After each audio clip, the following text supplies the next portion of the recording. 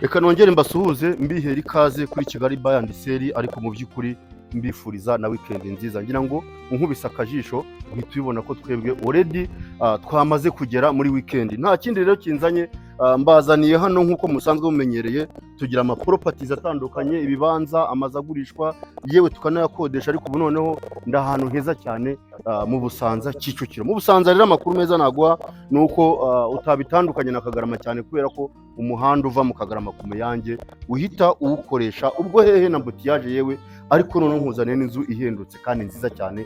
Twahereye inyuma ariko tugenda twinjirana muri parikingi yayo, ari naho uri buze kubona ubwiza bwayo. Ni inzu nziza, iyo urebye akantu kandi ukareba inkingi, ukareba finisage, amarange, ni inzu isobanutse. Nawe nimba usobanutse nakwifuriza ko waza ugatura ahangaha, kubera ko n'igiciro cyayo mu by'ukuri ntabwo ari kinini, igiciro gitoya, nta muntu n'imwe yananira. Ifite ibyumba 4, dushe na tuwareti 3 mu nzu, yewe ikagira n'amanexi, ugateranyaho na rooftop nziza cyane ubona iryoshye, yakakira abantu benshi cyane mu by'ukuri. Kandi ubwo rooftop itagufasha iyo uhari uba wifitiye view ya hehe ya Kabeza yose, ndetse yewe ukaba wanareba no mu Kagarama. So ahangaha dufite imodoka 3 ziparitse neza, ndazikwijeje zahaparika niyo zaba ari amajipe, ariko ubwiza bw'inzu yacu ntabwo navuga ngo mburangize. Dukomeje tugendana ahangaha tuhasanga utujaride twiza cyane, ubona ko ari uduti tutari twakura, ariko ari nayo nzira itujyana kuri stage yacu zituganisha kuri ya rooftop yacu. Mu by'ukuri reka no gutinda hano, tunazamukane, ariko inzu yacu ikikijwe n'imbaraga. Ahangaha urabona ko urubaraza rwo kuri chambre principale rwiza cyane ushobora kuruhukiramo. Hanyuma twahindukira ahangaha tukahasanga urundi rubaraza rw'imbere ya salo, ushobora no kuba warwicaramo neza cyane. Tuzamukane, ariko iyo ugiye ureba utubuye turi ahangaha, ukareba amarange, ukareba buri kantu kose, nyamuneka nimba ugiye gushora amafaranga ujye banza witondere, urebe ikintu neza witonde.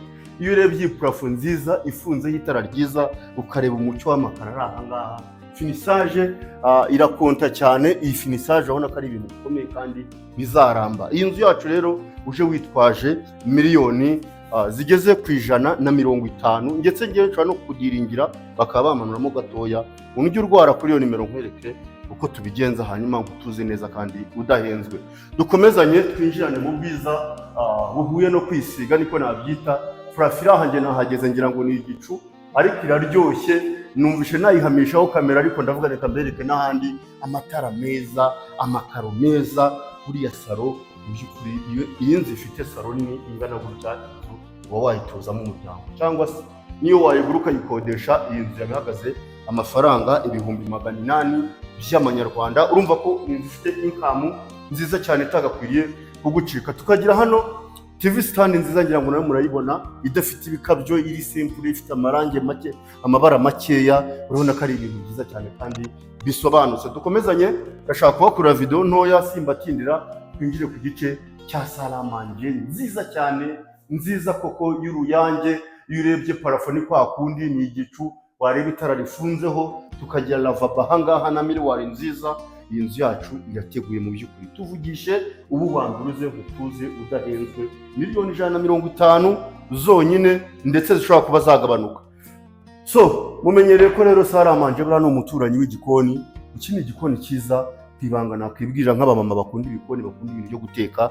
Urabona ko dufite umwanya wa gazi kuka munini, tukagira ndetse n'umwanya wa firigo uri ahangaha, byose ushobora kuba wakoresha. Kandi noneho n'igikoni kisanzuye kinini, ubona ko bidasanzwe, gifite ububati bwiza, amatara meza. Nyamuneka tuvugishe, reka ntago najya mu byumba ntabasogongejeho gatoya ku gikari cyacu. Ni igikari nacyo ubwo icyo dusangamo ni ubwisanzure bwacyo, hari aho kwanikira tugasanga, ariko icyo nibandaho hano, hari abantu bakunda mu by'ukuri ikintu bita gasombe cyangwa ibishyimbo, gategurirwa ahangaha kuri rya shyiga ryo hanze. Urabona ko nabyo ari ibintu bisetinze. Ubwo kandi ndakwibutsa ko dufitemo dushe na tuwarete zo hanze, tukagiramo aho umukozi yarara. Urumva ko annexe yacu isobanutse. Hanyuma aha tukagira umuryango ujya mu byumba wa kabiri. Ubwo urumva ko dufite imiryango 2 yajya yose mu nzu. Dukomezanye duhera ku byumba. hanyuma wirebere uburyo ibyumba nabyo ari ibyumba binini kandi bigari bisobanutse mu by'ukuri. Nujya kugura inzu ujye ugura inzu yubatse mu kibanza kinini. So twinjiye aha ngaha tuhahurira n'inzugi nziza za Muvura, ubona ko ari inzugi zisobanutse kandi zimeze neza. Twinjirane duhere kuri dushe na tuwarete birimo shawa, lavabo, miruwari, tuwarete nziza cyane. Iyi nzu ntigucike, nyamuneka icyo usabwa gusa ni ukubana nanjye ukareba ubwiza bwayo. Iki ni icyumba cya mbere kinini, kigari, cyisanzuye, gifite finisaje nziza cyane. Urabona ko ari ibintu by'ibisirimu. Ndakwibutsa ko turi Kicukiro hano mu Busanza, aho ushaka guca wakoresha umuhanda wo mu Kagarama kuri mutuye neza cyane. Twinjirane kuri iki gice aho tugiye gusanga ibyumba bitatu harimo na chambre principale. So tukigera aha ngaha rero, aha ngaha ni wa muryango naberekaga wo mu gikari, ariko banyerekera icyumba cyiza kiri hano. Ni icyumba kinini cyisanzuye mu by'ukuri, gifite finisage nziza kandi ni icyumba kinini. Ibya byumba twakwita ko ari ibyumba by'abana mu by'ukuri. So twava aho ngaho tugasanga ikindi cyumba nacyo kiri aha ngaha kinini, kimeze nka kigenzi cyacyo neza, ni copy paste, hanyuma ariko bigakoresha dushe na tuwarete iyi bikoresha. Wowe wifuje gutura neza kandi udahenzwe, uvugisha miliyoni 150 ziganirwaho. Aha ngaha twinjiye ku gisata dusangaho chambre principale cyangwa se master bedroom bitewe n'ururimi ukoresha. Garderobe, tuwarete nziza, shawa nziza, ariko nyine ni ngari, irisanzuye. Twakomezanya hano tukagera mu cyumba nyirizina. Ndebera icyo bita icyumba. Habaho icyumba hakabaho na kumba. Iki ni icyumba njye nagezemo, nekereza ko gishobora kuba kiyingayinga saro, umuntu ureba neza witegereza. Tukagira hano umuryango ushobora kuba wasohokeramo ugiye gufata umuyaga wo hanze, ariko tukagira hano ikintu bita akabati keza cyane. Tukagira garderobe nziza kandi ubona ko ihagije, ifite imyanya myinshi wabikamo imyenda. So iyi nzu ngiye ku ruhare rwanjye ni inzu y'umuryango, ni inzu nziza itagakwiriye kugucika.